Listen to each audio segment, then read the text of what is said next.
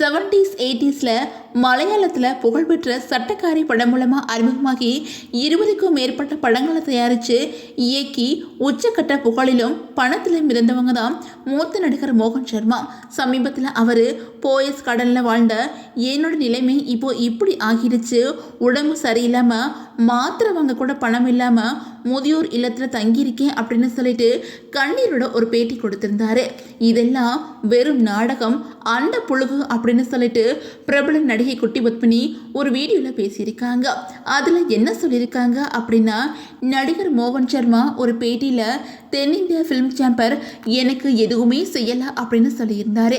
அது போய் film chamber போன வருஷம்தான் அவருக்கு 2 லட்சம் ரூபாய் உதவித்தொகை கொடுத்துச்சு. பணத்தையும் வாங்கிக்கிட்டு யாருமே எனக்கு உதவலை அப்படின்னு போய் சொல்ல உங்களுக்கு எப்படி மனசு வந்துச்சு? அவர் சொல்கிறாரே, போயஸ் கார்டன் வீடு அது யாரோட தெரியுமா?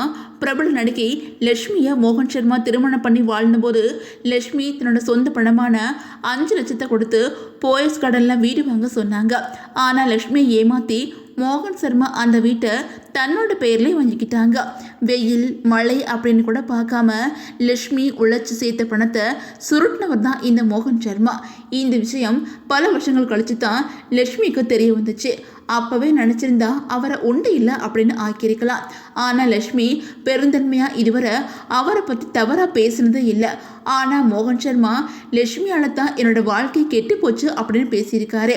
நடிகை லட்சுமியை பிரிஞ்சதுக்கு அப்புறம் 2வதாக ஒரு பொண்ணை திருமணம் பண்ணி விவாகரத்து செஞ்ச மோகன் சர்மா அந்த பொண்ணு கூட வாழவே இல்லை.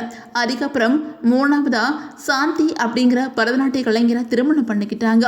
3வது மனைவி சாந்தியையும் அடிக்கடி அடித்து பணம் கேட்டு சித்திரவதை பண்ணதுனால அவங்களுமே பிரிஞ்சு போயிட்டாங்க.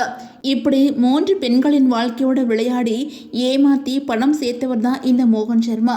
அப்போது சாப்பாட்டுக்கே வழி இல்லை அப்படின்னு சொல்கிறாரே, இப்போது அவர் காலில் போட்டிருக்கிற செருப்போட விலையே 6000 ரூபாய். 6000 ரூபாய்க்கு செருப்பு போடுறவங்கள்ட்ட பணம் இல்லையா? எதுக்கு இந்த நாடகம்? 3 பெண்களின் வாழ்க்கையை அழிச்சு பாவம் அவர் சும்மா விடாது, அந்த தெய்வமே நின்று கொள்ளும் அப்படின்னு சொல்லிட்டு ஆக்ரோஷமாக குட்டி பத்மினி அந்த வீடியோவில் பேசியிருக்காங்க.